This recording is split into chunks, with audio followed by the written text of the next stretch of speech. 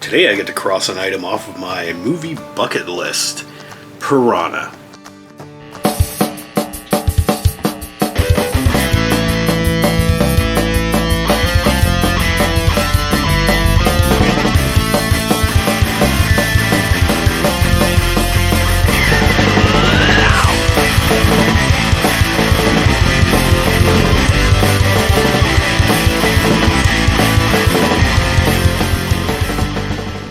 If you have been watching this channel for a while, you might know that back in the day, I reviewed the Croczilla collection.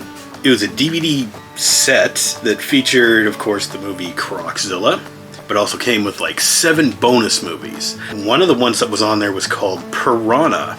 Of course, one of the reasons I bought the Croczilla collection was because I thought that it would contain this movie that I'm talking about today. No, that was 1972 Venezuelan action thriller adventure movie. It had nothing to do with piranhas other than the fact that the main antagonist of the movie, that was his nickname.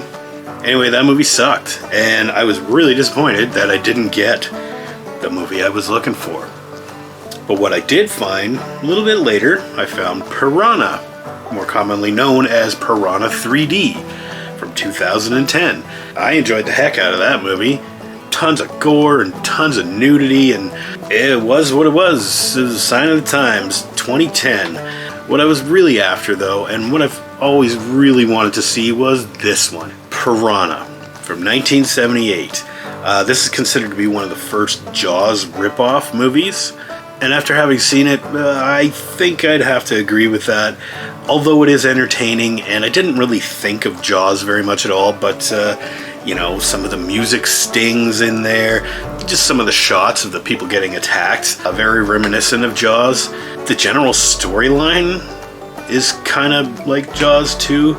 Like, you got the mayor that doesn't want to close the beach or whatever because it's the annual regatta, and, not closing the beaches, that's tourist money.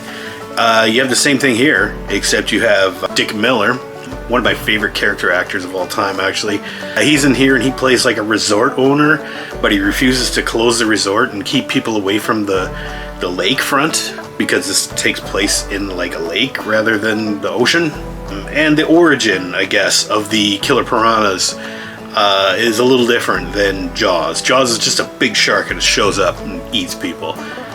Piranha, 1978, has like genetically enhanced piranhas, bred to be more aggressive and treated with like chemicals and radioactivity. I think, yeah, the piranhas are kept in this like military facility in this pool where they're looked after and experimented on by Kevin McCarthy. Another one of my favorite old school, well, I guess you'd call him a character actor, but he has a long career. But I always just see him as that crazy old guy that just like loves to freak out and is always sweating for some reason. Kind of just like me. I mean, especially today, it's so freaking hot in here right now. Anyway, sweaty. This whole movie is pretty sweaty. It's made in that late 70s period, when it looked like everybody just rolled out of bed and didn't comb their hair, and everybody was greasy and sweaty and dirty, and maybe it's just that kind of movie, I don't know, or the fact that it's shot on like real film, and things were a little more real back in the 70s when movies like this. I like the 70s aesthetic because I grew up in the 70s and I remember a lot of the stuff, and I do remember, I think I did see a little bit of this movie on TV, heavily edited, late at night. Of course, I didn't see the nudity parts, but I never did see this entire movie. I always wanted to see it because I always thought the concept of it was great. It was like, okay, well, Jaws is just like one big-ass shark and it'll just eat you in one bite. But no, this is death by 1,000 bites. I gotta say, I was a little disappointed in some of the piranha kill scenes. I don't know what I was expecting, but what I got was like a bunch of rubber puppet fish with big teeth, like attached to people. Usually only like 1, maybe 2 or 3 at a time. Like actually biting people, and I guess it was an effect that was really hard to pull off back in the day, but it's still entertaining, and it's still funny to see people like blood just spewing out of people holding this rubber fish to their neck and flopping it around.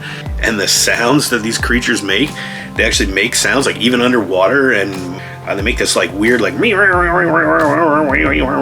sound, and it's like the weirdest, funniest thing. It's hard to take this movie very seriously. Our main characters here, or our main protagonists anyway, are portrayed by Bradford Dillman, guy I'd never heard of, who's basically the kind of the male lead in this, as well as Heather Menzies, also not familiar. I'm sure they went on to do bigger, better things, or I hope they did. I mean, they weren't terrible in this movie. As a matter of fact, they seemed like very real people. There's some cheesy interactions between the two. There's like this sexual tension, like the love interest, divorced dad, and the journalist or investigator or whatever the hell she's supposed to be. And she's very go, get the job done and find out what's going on with these piranha. And she just stumbles into his life, and he's kind of like set in his ways, and he's a drunk, and he doesn't want to get involved. But by the end, he turns around and he's a big hero and love interest, and boom, and it's stupid. But it's the 70s, man. It's late 70s, and guaranteed there's going to be lots of like car chases, which felt really stupid and out of place here. And they're not so much chases, it's just lots of scenes of those two protagonists just driving around really fast. Like they drive around really fast in a Jeep, and then they crash a Jeep, and then they find Kevin McCarthy, and then later on they have to escape from jail, and they steal a cop car, and they show seriously like 5 minutes of footage just of them driving over shit, and it's like there's nothing even happening. Like they're just eating up time. There's some interesting kills in this movie. There's an old guy in the beginning, played by an actor named Keenan Wynn, who guaranteed you've seen this guy before in old movies, but he's always played like the weird old guy, and sometimes a drunk, like a bum or something like that. He's another old drunk, and he gets his legs eaten off by piranha because he had his legs dangling in the water, and he was fishing off the pier, and you get to see him like with his little skeleton legs, and it looks actually pretty funny. It's a little gory, but 1978, man, it's not that convincing. And this was produced by Roger Corman, so you know it was made pretty cheaply, but it's still effective. There is one kind of surprising scene that I was not expecting in the movie, and it's kind of out of place. But when they go to investigate this military facility where these piranha are being messed with genetically or whatever, sneaking around in the background, there's this little mutant piranha man. He walks on two legs, and he's like this little stop motion creature, and he's like just looks around, and they have like these piranha human hybrid fetuses in jars and stuff, and he's sneaking around between those. Nobody ever sees him or reacts to him or anything. What the fuck is that even doing in there? I mean, besides it looked kind of cool, I guess. Yeah, I don't know. So this movie did have quite a lot going for it. First of all, Roger Corman movie. You know, it's gonna be there's gonna be some blood. There's gonna be some boobs in there. It's gonna be entertaining as hell for a cheap movie. There's also really surprisingly really good actors in there. Like I didn't expect to see Kevin McCarthy and also Dick Miller. I don't know, all the performances by all the other actors and characters in this movie were quite good. Even the kid actors were not bad. There was only a few of them. Mostly there was like the teenage bimbo skinny dipping camp counselor thing going on. I'm not going to complain about that. But yeah, it's a good time. It's your standard monster movie, I guess. The scene where everybody gets attacked by piranhas at the lakefront resort, it's pretty entertaining, I'm not gonna lie. Doesn't hold a candle to the 2010 version, where all the douchebag spring breakers get eaten by piranhas in Lake Havasu. That's a lot more gory and a lot more entertaining. But this is, dare I say, a little more realistic, even though we're talking about mutant radioactive piranhas. Oh, and there is a little stinger at the end, a little sequel bait. One or two of these piranhas survived. They didn't get blown up or poisoned or something. I'm not sure how they killed them in the end. It was just like, okay, we just do this thing and release this valve and all the piranhas die. And everybody gets out of the water safely, and the end. But after that, apparently some of the piranhas survived. So, make way for Piranha 2, which I think came out in like 1980, 81, something like that. Apparently one of James Cameron's first movies.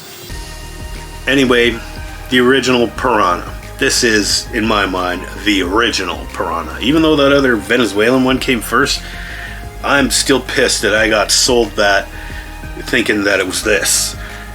Even though I only paid the equivalent of like $1.50 to see it, because I got 8 movies on my Croczilla collection. Anyway, whatever, I'm over that.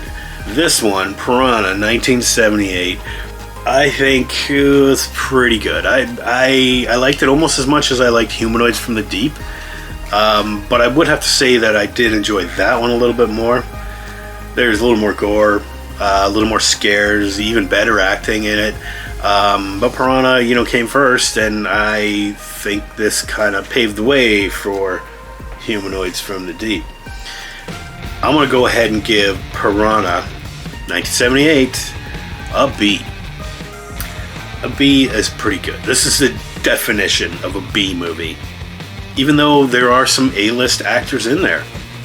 This was made for like drive-ins and stuff, and of course it was made to capitalize on the success of Jaws. And I think they pulled it off all right. Probably didn't do quite as well as Jaws did at the theater or the drive-in. I could see this doing well at the drive-in, but I think they did it. Piranha 1978 gets a B. So that's one more check mark on my movie bucket list. If you've seen something similar to this, or you would recommend something other than this, or another movie you think I might like, well, first of all, feel free to check out all my other videos and see what kind of stuff that I'm into and what I think of some of those, and maybe based on those reviews, give me some suggestions here. I'd like to watch most of my stuff on physical media, but if I can catch it free on streaming or even on YouTube, I go for that too. In any case, please stay tuned to Andy Boy Comics and Toys. I'll have lots of other great movies on here for review, and until the next video, have a good one, everybody.